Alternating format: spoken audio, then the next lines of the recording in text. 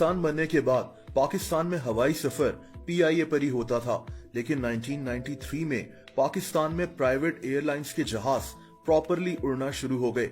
इन्हीं में से एक भोजा एयर थी। अगले कुछ सालों में भोजा एयर के जहाज कई रूट्स पर उड़ना शुरू हो गए, लेकिन दोस्तों कुछ सालों के बाद भोजा एयर मसलों में घिर गई। इनकी फाइनेंशियल कंडीशन यानी मौशी हालात इतने अच्छे नहीं थे। भोजा एयर अपने पार्किंग फाइन्स भी भर नहीं पा रहे थे और इसीलिए ईयर 2000 में भोजा एयर पर UAE में पाबंदी लग गई। दोस्तों इसके बाद बहुत जल्द भोजा एयर पाकिस्तान में भी बंद हो गई।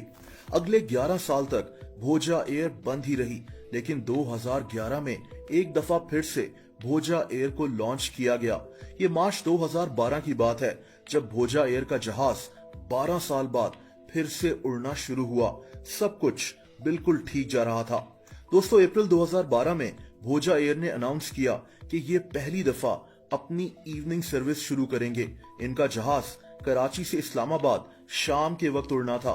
ये एक इंतहाई कामयाब रूट था। बहुत से लोग शाम के वक्त ट्रैवल करते थे।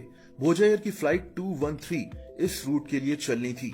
दोस्तों ये वही बदकिस्मत जहाज था जिसकी ये कहानी है। ये 20 अप्रैल 2012 की शाम थी।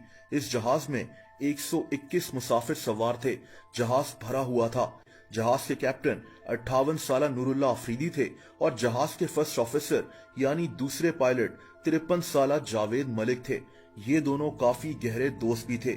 इस जहाज के केबिन क्रू में सैयद अम्माद लाइक, गजाला मलिक, प्रिंसेस फ्लाविया और सनम फरीद शामिल थे।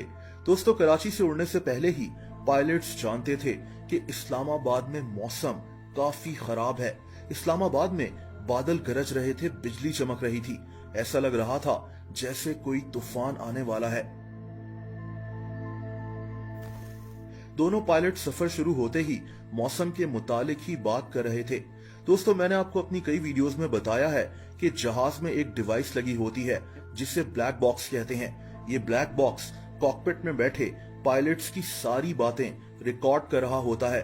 अगर जहाज को कोई हादसा पेश आ जाए तो ये ब्लैक बॉक्स बच जाता है। बहरहाल जहाज में कैप्टन नूरुल्लाह अफरीदी ने फ्लाइट अटेंडेंट से ये भी कहा कि खराब मौसम की वजह से इस सफर में बहुत बम्प्स आएंगे। दोनों पायलट्स वेदर रडार को भी बार बार चेक कर रहे थे। फर्स्ट ऑफिसर जावेद मलिक ने तो ये भी मशवरा दिया कि जहाज को पेशावर की तरफ ले जाना चाहिए, क्योंकि इस्लामाबाद की तरफ जहाज उड़ाना खतरनाक हो सकता था। लेकिन कैप्टन नूरुल्लाह अफरीदी ने कहा कि मैं इस्लामाबाद में लैंडिंग कर लूंगा। दोस्तों जहाज में मौजूद वेदर रडार में साफ दिखाई दे रहा था कि इस्लामाबाद का मौसम मजीद खराब होता जा रहा है। बहरहाल ये जहाज सफर करता हुआ अब इस्लामाबाद एयरपोर्ट के करीब पहुंच चुका था। अब असल मसला शदीद खराब मौसम में इसको लैंड करने का था। अब कैप्टन नूरुल्लाह अफरीदी की आवाज घबराई हुई लग रही थी। ये नर्वस थे। इनको जहाज की विंडो से खराब मौसम दिखाई दे रहा था। दोस्तों अब कैप्टन नूरुल्लाह अफरीदी ने सोचा कि इस तूफान में कोई छोटा सा गैप निकाला जाए और जहाज को इसी गैप से निकालकर लैंड किया जाए। इनको जमीन पर मौजूद एयर ट्रैफिक कंट्रोलर ने बताया कि इस्लामाबाद एयरपोर्ट के साउथ में तूफान में एक छोटा सा गैप है। ये गैप सिर्फ 60 डिग्री रेंज का था। दोस्तों मसला ये था कि कानून कहता है कि जहाज को तूफान वगैरह से 5 नॉटिकल माइल्स दूर रखना चाहिए और ये गैप 5 नॉटिकल माइल से भी कम था। यानी इस जहाज को इस गैप से नहीं जाना चाहिए था, लेकिन ऐसा नहीं हुआ। कैप्टन नूरुल्लाह अफरीदी ने फैसला किया कि ये इस जहाज को तूफान के अंदर इसी गैप से लेकर जाएंगे। इन्होंने अपना जहन बना लिया था कि चाहे कुछ भी हो जाए इस जहाज को इस्लामाबाद एयरपोर्ट पर उतारना ही है। बल्कि कैप्टन नूरुल्लाह अफरीदी अब काफी सुकून से बात कर रहे थे। इन्होंने जमीन पर मौजूद एयर ट्रैफिक कंट्रोलर से हल्का फुल्का मजाक भी किया, लेकिन इनका जहाज बहुत खतरे में था। दोस्तों इस्लामाबाद में बहुत तेज बारिश शुरू हो चुकी थी। इनके जहाज से सिर्फ 10 से 15 मील दूर तूफान की एक दीवार बनी हुई थी जिसे स्क्वॉल लाइन कहते हैं।